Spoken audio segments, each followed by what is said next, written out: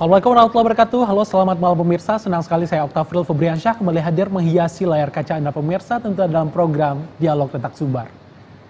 Pemirsa, semua sektor yang ada di seluruh dunia ini terdampak COVID-19, tak terkecuali dengan Biro Travel Haji dan Umroh. Karena pasalnya pemerintah Arab Saudi sudah memutus dan menutup akses untuk semua negara selain Arab Saudi untuk berhaji dan umroh ke Tanah Suci. Dan seperti apa nasib dari Biro Umroh dan Travel ini, kita akan langsung tanyakan dengan para pimpinan travel umroh yang ada di Sumatera Barat. Tentunya di Dialog Letak Sumbar malam hari ini dengan tema Nasib Travel Umroh di Masa Pandemi. Telah hadir bersama kami, sebelah saya ada Kakanda Aziz Syaputra, Biro Travel Umroh AET. Assalamualaikum Bang Aziz. Waalaikumsalam warahmatullahi. Kaif haluk?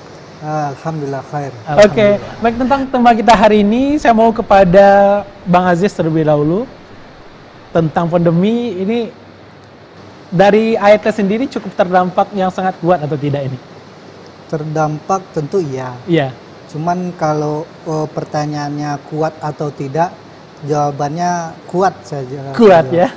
Karena memang dengan ditutupnya akses ke Saudi Arabia untuk jemaah kita beribadah umroh, itu juga berarti memutus pendapatan kita di travel umroh. Itu sudah pasti. Ini sudah berapa lama Bang? Sudah berapa lamanya tentu sejak diumumkannya diberhentikan sementara ibadah umroh. Tapi sempat memberhentikan karyawan juga? Memberhentikan karyawan tidak ada kita. Oke. Alhamdulillah. Sebenarnya sejak bulan Maret itu kegiatan promosi kita itu terus berlangsung, tidak ada Masih berlangsung. berhenti. Itu ke lapangan juga? Nah, cuman sistemnya yang beda sekarang hari ini. Hari ini kalau kita tidak mengikuti perkembangan zaman, sudah dipastikan kita tertinggal dari dari semua bidang. Hari ini kita lebih kepada memaksimalkan mitra marketing online kita. Kita membuat kelas-kelas khusus, kelas-kelas pelatihan khusus untuk orang-orang yang mau membantu kita mendakwahkan Baitullah ini.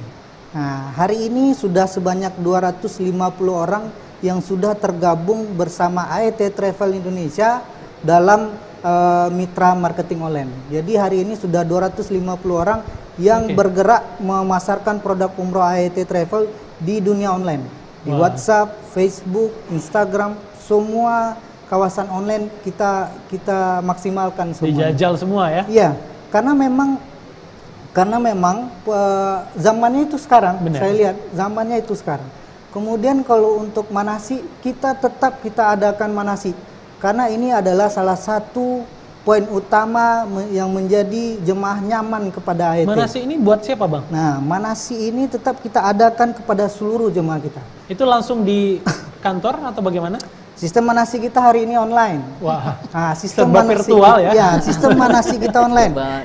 Dan bahkan dari seluruh jemaah kita sekitar 85% mengikuti manasi online ini.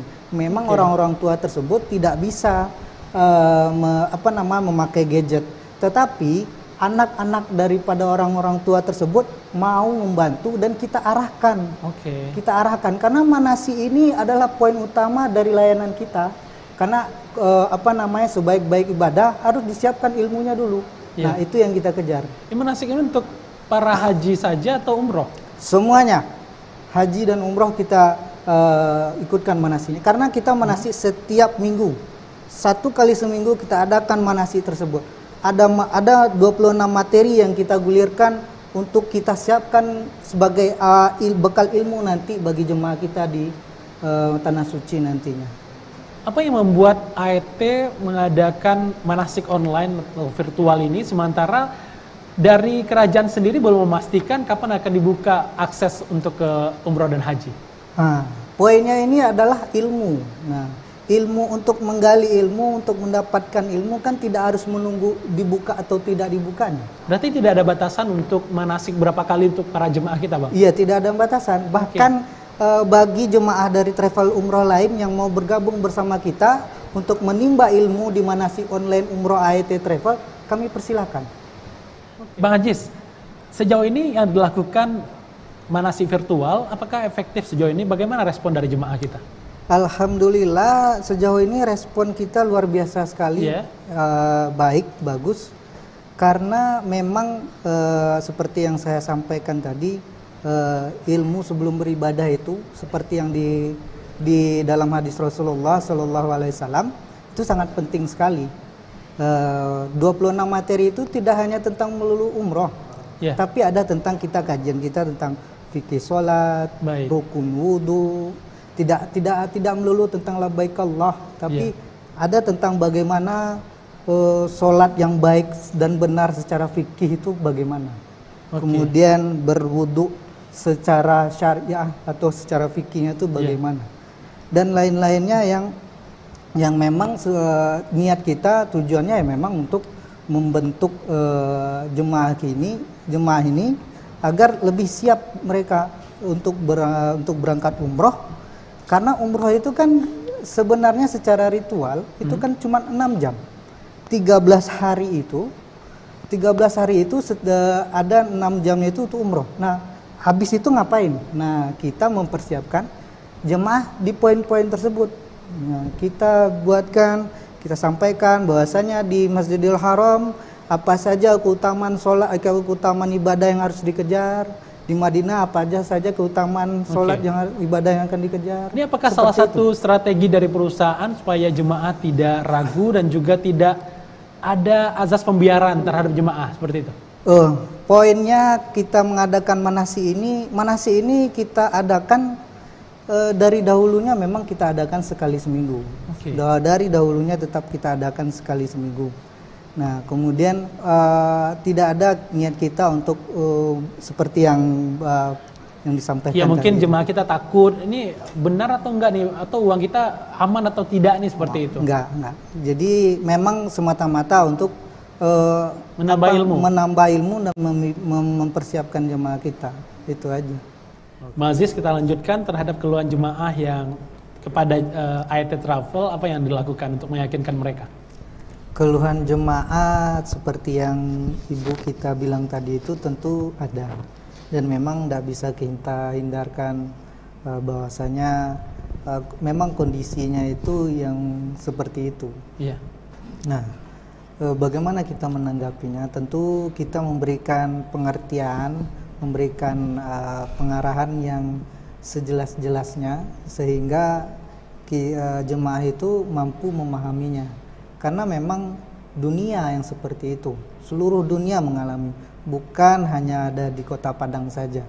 Kalau hanya di Kota Padang saja, tentu lain hal ceritanya, tapi ini dunia yang merasakan. Jadi kita secara perlahan, secara persuasif kita sampaikan bahwasanya kondisinya yang membuat kita terpaksa melakukan hal seperti ini.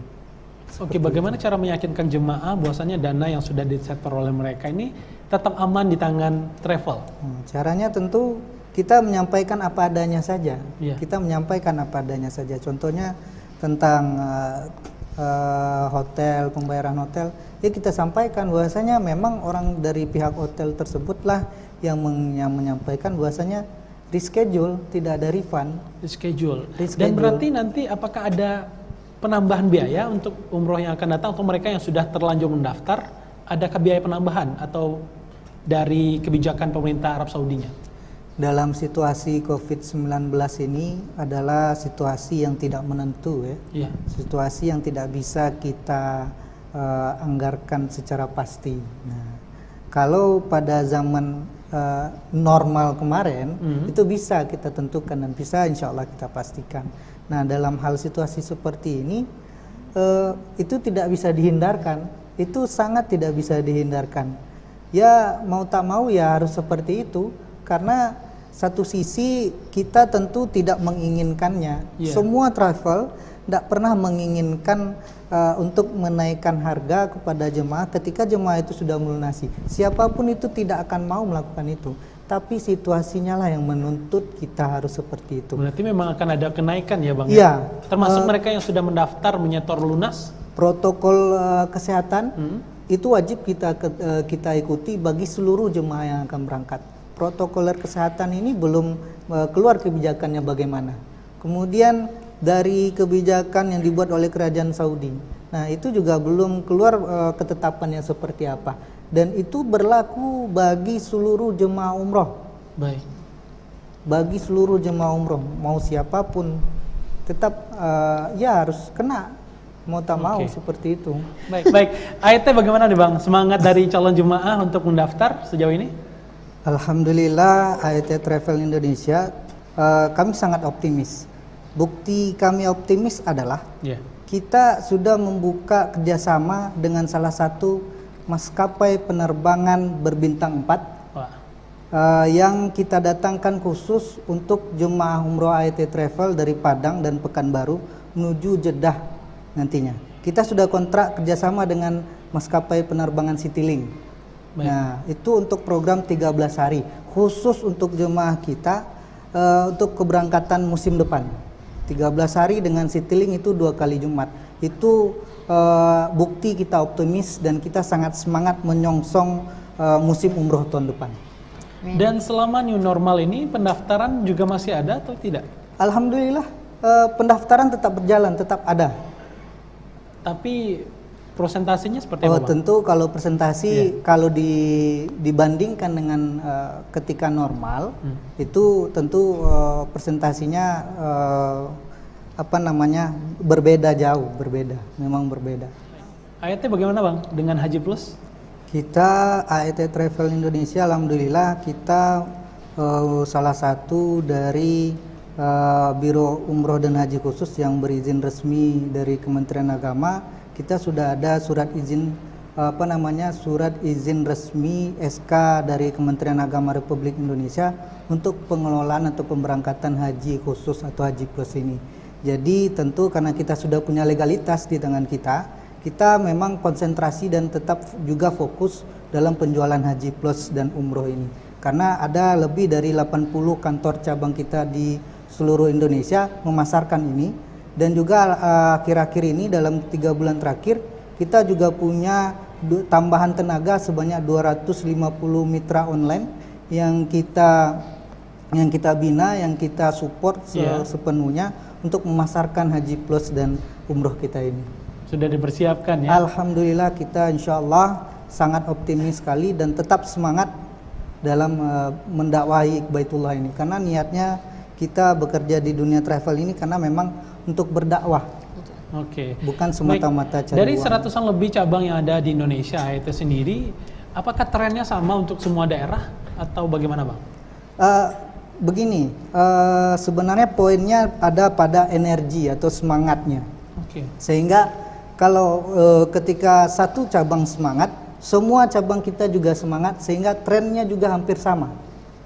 Tren pendaftarannya juga hampir sama. Jadi kita akhir-akhir ini mengintensifkan pertemuan secara online untuk mensinergikan semua daya upaya kita agar semua rekanan kita, semua kantor cabang kita itu semangat dalam menciptakan peluang-peluang untuk mendakwahi jemaah ini.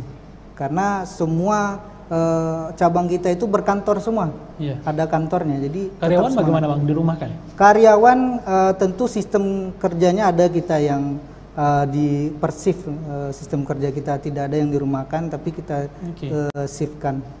Ada sebuah terobosan yang kita persiapkan yang sedang kita rancang pada hari ini.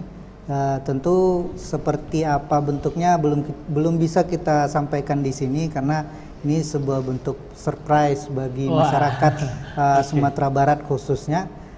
Intinya adalah kita memudahkan, intinya adalah kita memberikan kemudahan kepada seluruh jemaah kita untuk mengakses perusahaan kita. Jadi sederhananya kita menyiapkan sesuatu agar jemaah ini mereka bisa mendaftar dengan hanya dari rumah dia aja. Melalui gadget sudah bisa daftar. Semuanya kita berikan kemudahan, semuanya kita siapkan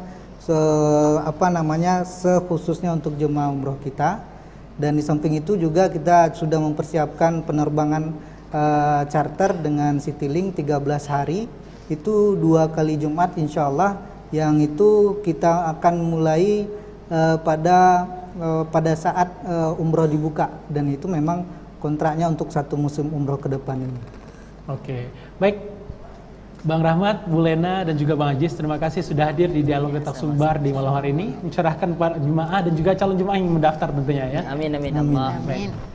Pemirsa, inilah perbincangan kita di malam hari ini tentang optimisme dari para travel umroh dan haji di ada di Sumatera Barat. Dan untuk para jemaah jangan cemas, tentunya nasib dari jemaah kebaikan-kebaikan yang terbaik selalu diberikan oleh travel umroh yang sudah didaftarkan kepadanya. Dan kita sama-sama berdoa semoga pandemi ini akan segera berakhir, kehidupan kita akan kembali normal dan ibadah kita akan kembali lancar seperti sedia kala. Saya Oktafril Febriansyah beserta kru Padang TV yang bertugas pamit undur diri dari hadapan Anda. Wassalamualaikum warahmatullahi wabarakatuh. Selamat malam dan sampai jumpa.